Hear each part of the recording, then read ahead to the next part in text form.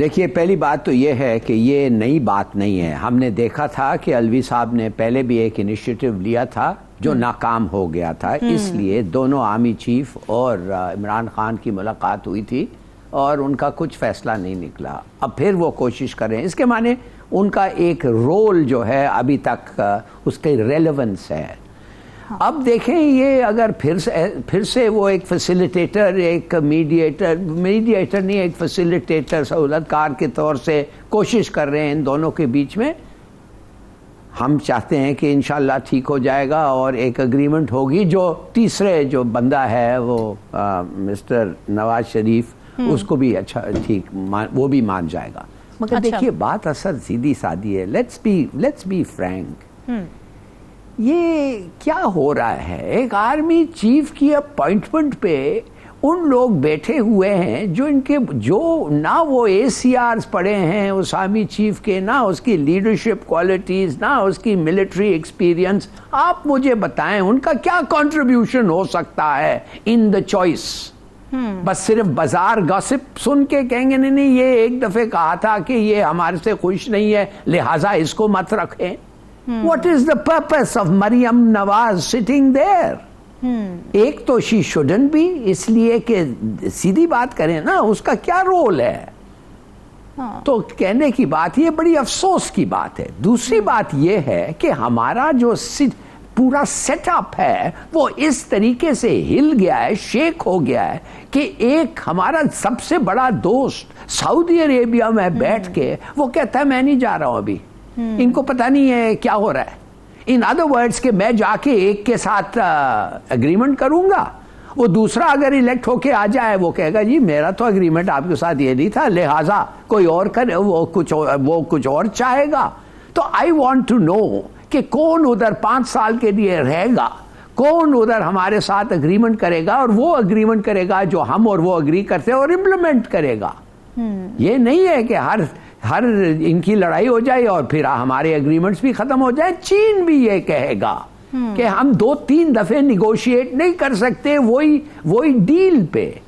तो मैं तो सोच रहा हूं कि ऐसे वक्त पे कितना अच्छा होता अगर इमरान खान साहब खुद आज लिखते उनको और कहते नहीं प्लीज आप आए बात करें और जो वो अग्री करते हैं, हमारे डिफरेंसेस हैं, हम एक के साथ लड़ते हैं, this is part of the system, मगर जो आपकी एग्रीमेंट उनके साथ हैं हम ऑनर करेंगे, मेहरबानी से आए।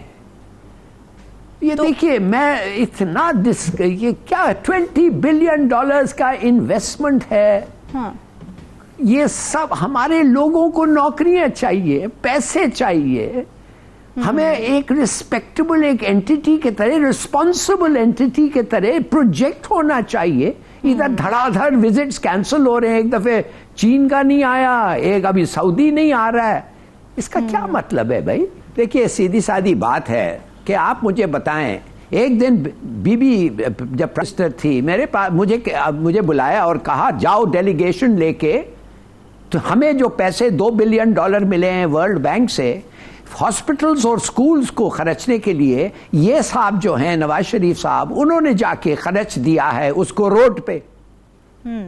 और वर्ल्ड बैंक का सदर ने मुझे ये खत लिखा, ये लो, उस पे ये लिखा हुआ था उस खत में कि हालांकि अगर पाकिस्तान का ट्रैफिक 8% बढ़े तो ये रोड जाके बनना चाहिए 2013 में।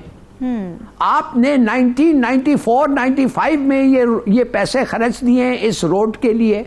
This was not why we gave you the money, हम रोड के लिए नहीं दिए थे। तो आप मेहरबानी से जाए सुलेमान दरमियान के पास एक डेलीगेशन ले जाएं और उसको जाके कहें कि माफ करिए हम आपसे ही लेंगे, बाइंदर से ही रोड बनाएंगे, मगर अभी नहीं, बाद में। जाओ। मैं एक डेलीगेशन लेके गया तो वो सुलेमान दरमियान तो प्रेसिडेंट था तुर्की का, वो बैठा हुआ था, मेरे साथ हमारे एम्बेसडर थे। अच्छा। और शाहिद हसन खान थे। वो उनको हमने उसके सामने मैंने ये कहा, खत दिया, कहता है आई एम सॉरी, तुमने एक एग्रीमेंट साइन किया है। यस, तुर्की का प्रेसिडेंट कह रहा है। And mister ambassador, business is business, 18 billion fine दो अगर आप निकलना चाहते हैं इस कॉन्ट्रैक्ट से। आप समझते हैं 2 मिनट के लिए कि इस किस्म के लोग आपके लीडर्स बनते हैं जो पैसे लेते हैं एक वजह के लिए और खर्चते हैं दूसरे वजह के लिए। वर्ल्ड बैंक का उधर से वो आता है।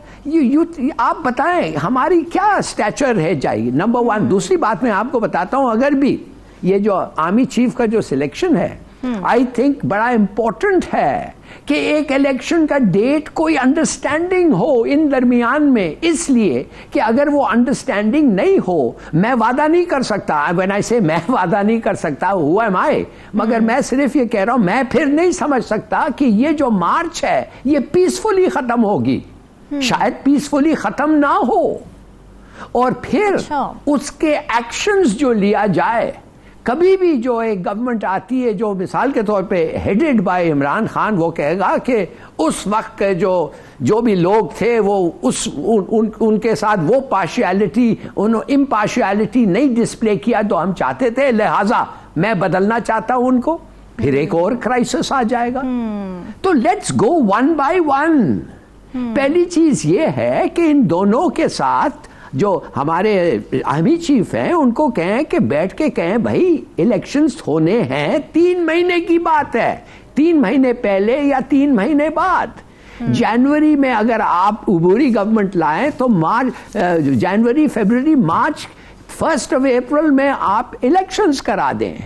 वो अच्छा इसलिए है कि फिर नेक्स्ट बजट, मिसाल के तौर पे आपको पैसे मिलते हैं। इमरान खान का कुछ और होता है प्रोग्राम, इनका कुछ और होता है प्रोग्राम। लिया है पैसे सऊदियों के साथ, साइन किया है एग्रीमेंट, इन्होंने खर्चने का वक्त आता है दूसरे। तो फिर क्या होगा? आप लिखेंगे उनको, कहेंगे माफ करिए, कैन वी रीनेगोशिएट? वो अगर वो कह दें नहीं, नो वी कैन नॉट, तो फिर क्या कहेंगे? आप वो प्रोजेक्ट बनाएंगे which you don't agree with. खुदा के लिए थोड़ा सा लॉन्ग टर्म सोचें। हम एक एक के दुश्मन बन गए हैं भाई, लाइक फॉरेन एनिमीज। देखिए, पहले तो आपने हर गांव को गैस दे दिया, हर गांव को आपने गैस पहुंचा दिया, गैस। और अगर आप 100 रुपया का गैस उनको देते हैं, 70 रुपये के पैसे आपको वापस मिलते हैं। इन अदर वर्ड्स, ट्रांसमिशन और थेफ्ट 30% आपका लॉस होता है। अच्छा, ये तो शुरू में आपका लॉस देखें, और फिर आप गांव को गैस दे रहे हो। भाई दे डोंट नो। आपको पता है कि सबसे वेस्टफुल गैस क्या होता है? तवा। जब आप तवा लगाती हैं तो गैस को वो गैस चारों जगह से एस्केप कर रहा है, वेस्ट। अच्छा, उसके बाद क्या होता है कि आपने फिर फैसला किया है कि हालांकि एक 100 रुपये की गैस से 30 रुपया नुकसान आता है, उसके ऊपर आपने एक कानून लगा दिया है कि गैस इतने नंबर, माने इतने यूनिट से अगर कम हो तो वो मुफ्त होगा। वाह, आई मीन वो मुफ्त हो गया। तो 30% ट्रांसमिशन एंड स्टीलिंग और बाकी काफी % लॉस। और फिर आप जाके कहते हैं कि हमें कर्ज चाहिए। वो कहते हैं कि तुम्हारा लॉस खत्म करो, तुम्हारे ये सब्सिडीज खत्म करो। कौन कहा तुम्हें कि हर गांव में जाके गैस दो? उनको पता ही नहीं कैसे इस्तेमाल करना। वो गैस को ऑन रखते हैं इसलिए उनके पास माचिस नहीं है। सोचिए तो सही। ये है आपके लोग जो एक कमोडिटी को इस्तेमाल करते हैं, उनको पता नहीं है बेचारों को। वो कहते हैं यार ऑन छोड़ो, माचिस खत्म हो गए। Can you imagine? कोई ट्रेनिंग नहीं, कुछ डायरेक्शन नहीं, नथिंग। और जैसे औरिया साहब ने कहा, आप यू डोंट इवन ये करते, आप क्या कहते हैं, वो एक्सप्लोर नहीं करते। आप प्रोटेक्शन नहीं दे सकते। अगर आप एक टीम जो एक्सप्लोर कर रही है उसको प्रोटेक्शन नहीं दे सकते, और वाकई नहीं दे सकते। आदि तो चीन तो वो तो प्रेसिडेंट जी तो जब बुला के कहा कि जब वो डैम के 8-9 मारे गए थे, उसने कहा कि बंद करो काम, हम जा रहे हैं वापस अगर तुम प्रोटेक्शन नहीं दे सकते। फिर उन्होंने जाके प्रोटेक्शन दिया।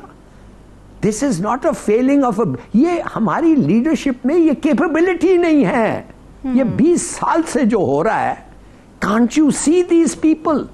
और माफ करिए, मैं ये जानना चाहता हूं लीगली, आप मुझे बताएं लीगली, अगर एक फॉरेन नेशनल बैठा हुआ है, मिसाल के तौर पे हसन नवाज बैठा हुआ है और ये डिस्कशन हो रही है कि पाकिस्तान का आर्मी चीफ कौन होना चाहिए, और वो बैठा हुआ है, एक फॉरेन नेशनल को आप बिठा रहे हैं विद एन इनपुट के आपका आर्मी चीफ कौन बनेगा?